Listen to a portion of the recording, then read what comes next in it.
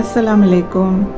ಇವತ್ತು ನಾನು ನಿಮ್ಮೊಡನೆ ಅತಿ ಪೂರಕ ಮತ್ತು ಚಿಂತನೆಗೆ ಒಳಗಾದ ವಿಷಯವನ್ನು ಚರ್ಚಿಸ ಬಯಸುತ್ತೇನೆ. ಸೋಷಿಯಲ್ ಮೀಡಿಯಾದಲ್ಲಿ ಧಾರಾವಾಹಿಗಳು, ಕೃಪೆಗೆ ಆಧಾರಿತ ಮತ್ತು ಹಲವು ರೂಪಗಳಲ್ಲಿ ಅಮೀರ್ ಮಾವಿಯಾನ ಸುಳ್ಳು ಕೀರ್ತಿಯ ಮತ್ತು ರಾಜನೀತಿಯುಕ್ತ ಪ್ರಚಾರ ಮಾಡಲಾಗುತ್ತಿದೆ. ಇದರಿಂದ ಮುಸ್ಲಿಂ ಸಮುದಾಯ ದಾರಿ ತಪ್ಪುತ್ತಿದೆ ಮತ್ತು ಇಸ್ಲಾಂ ಧರ್ಮಕ್ಕೆ ಹಾನಿ ಉಂಟಾಗುತ್ತಿದೆ.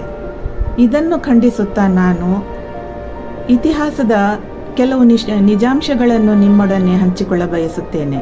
ಇದರಿಂದ ಅಮೀರ್ ಮಾವಿಯಾನ ನಿಜವಾದ ವ್ಯಕ್ತಿತ್ವ ಮತ್ತು ನಡವಳಿಕೆಯ ಪರಿಚಯ ಆಗುತ್ತದೆ. ಇತಿಹಾಸ ಸಾಕ್ಷಿಯಾಗಿದೆ.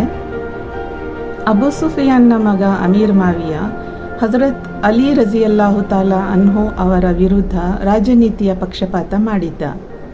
ಹಜರತ್ ಅಲಿ ರಜಿಯಲ್ಲಾಹು ತಾಲಾ ಅನ್ಹು ಅವರ ಹೆಸರನ್ನು ಅಳಿಸುವ ಪ್ರಯತ್ನವನ್ನು ಮಾಡಿದ್ದ. ಹಜರತ್ ಅಲಿ ರಜಿಯಲ್ಲಾಹು ತಾಲಾ ಅವರನ್ನು ಬೈಯುವುದರಿಂದ ಹಿಡಿದು ಬೇರೆಯವರನ್ನು ಈ ಕೆಲಸ ಮಾಡಲು ಒತ್ತಾಯಿಸುತ್ತಿದ್ದ.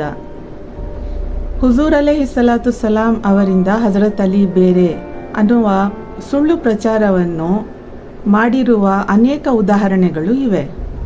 ಇತಿಹಾಸದ ಪುಸ್ತಕಗಳಲ್ಲಿ ಈ ಪ್ರಕರಣಗಳಿವೆ.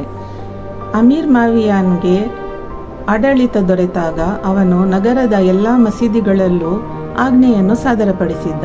ಅದೇನೆಂದರೆ ಹಜರತ್ ಅಲಿ ರಜಿಯಲ್ಲಾಹು ತಾಲಾ ಅವರನ್ನು ಬೈಯಬೇಕು, ಅವರನ್ನು ಹೀಯಾಳಿಸಬೇಕು ಎಂದು. ಇದು ಶುಕ್ರವಾರದ ಪ್ರವಚನದ ಒಂದು ಅಂಗವಾಯಿತು. ಇದು 60 ವರ್ಷಗಳ ಕಾಲ ನಡೆಯಿತು. ಆಮೇಲೆ ಅಬ್ದುಲ್ ಅಜೀಜ್ ಅವರ ಮಗ ಉಮರ್ನು ಬಂದು ಇದನ್ನು ತಡೆಯುವವರೆಗೂ ಈ ಕಾರ್ಯಕ್ರಮ ನಡೆದಿತ್ತು.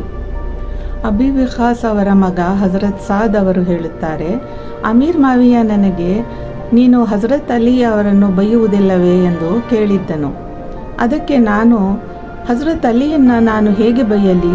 ನಾನು ಹುಜೂರ್ ಅಲೈಹಿಸ್ಸಲಾತು ಸಲಾಂ ಅವರು ಸ್ವತಃ ಹೇಳಿರುವುದನ್ನು ಕೇಳಿದ್ದೇನೆ. ಅದೇನೆಂದರೆ, ನನ್ನಿಂದ ಹಜರತ್ ಅಲಿ ಮತ್ತು ಅಲಿಯಿಂದ ನಾನು ಎಂದು. ಇದು ಸಹಿ ಮುಸ್ಲಿಂನ ಹದೀಸ್ ನಂಬರ್ 2404. ಇಷ್ಟೇ ಅಲ್ಲ, ಹಜರತ್ ಅಲಿ ಅವರ ಕೀರ್ತಿಯನ್ನು ನಂದಿಸಲು ಹುಜೂರ್ ಅಲೈಹಿಸ್ಸಲಾತು ಸಲಾಂ ಅವರ ಹೇಳಿಕೆಗಳನ್ನು ಅಂದರೆ ಹದೀಸ್ಗಳನ್ನು ಜನರ ಮುಂದೆ ಬರಲು ಅಮೀರ್ ಮಾವಿಯಾ ತಡೆಯುತ್ತಿದ್ದನು. ಹಜರತ್ ಅಲಿ ಅವರ ಪ್ರಾಮುಖ್ಯತೆ ಇರುವ ಎಲ್ಲ ಹದೀಸ್ಗಳನ್ನು ಮರೆಮಾಚಿದ್ದ. ಹಜರತ್ ಅಲಿ ಅವರ ಬಗ್ಗೆ ಜನರ ಮನಸ್ಸಲ್ಲಿ ದ್ವೇಷ ಹುಟ್ಟಿಸುವಂತಹ ಸುಳ್ಳು ವರದಿಗಳನ್ನು ಪ್ರಕಟಿಸಿದ್ದ. ಈ ತರಹದ ಸುಳ್ಳು ರಾಜನೀತಿಯ ವದಂತಿಗಳನ್ನು ಹಬ್ಬಿಸಿದ್ದ. ಇದು ಪುಸ್ತಕ ಶರಹ್ ನಹಜುಲ್ ಬಲಾಹ್ದಲ್ಲಿ ಅಧ್ಯಾಯ 1 ಪುಟ 147ರಲ್ಲಿದೆ. ಹಜರತ್ ಅಲಿ ಅವರ ಬಗ್ಗೆ ದ್ವೇಷ ಮತ್ತು ಅವರ ಬಗ್ಗೆ ಪ್ರೀತಿ ಇರುವ ಜನರ ಮನಸ್ಸನ್ನು ಭಯಭೀತರನ್ನಾಗಿ ಮಾಡುವುದು ಸರ್ವೇ ಸಾಮಾನ್ಯದ ವಿಷಯವಾಗಿತ್ತು. ತರೀಖ್ ಅಲ್ ತಬರಿ ಮತ್ತು ಶರಹ್ ನಹಜುಲ್ ಬಲಾಹ್ದಲ್ಲಿರುವಂತೆ ಅಮೀರ್ ಮಾವಿಯಾನ ಆಜ್ಞೆಯಿಂದ ಹಜರತ್ ಅಲಿ ಅವರನ್ನು ಪ್ರೀತಿಸುವವರನ್ನು ಕೊಲೆಗಡಿಸುತ್ತಿದ್ದನು. ಇತಿಹಾಸದಲ್ಲಿದೆ, ಇವನ ಆಡಳಿತ ಕಾಲದಲ್ಲಿ 70ಕ್ಕಿಂತ ಹೆಚ್ಚು ಜನರನ್ನು ಇವನು ಕೊಲೆ ಮಾಡಿಸಿದ್ದ. ಯಾಕೆಂದರೆ ಅವರು ಹಜರತ್ ಅಲಿಯನ್ನು ಮೌಲಾ ಎಂದು ಕರೆಯುತ್ತಿದ್ದರು ಮತ್ತು ಅವರ ಹೆಸರನ್ನು ಗೌರವದಿಂದ ಉಚ್ಚರಿಸುತ್ತಿದ್ದರು.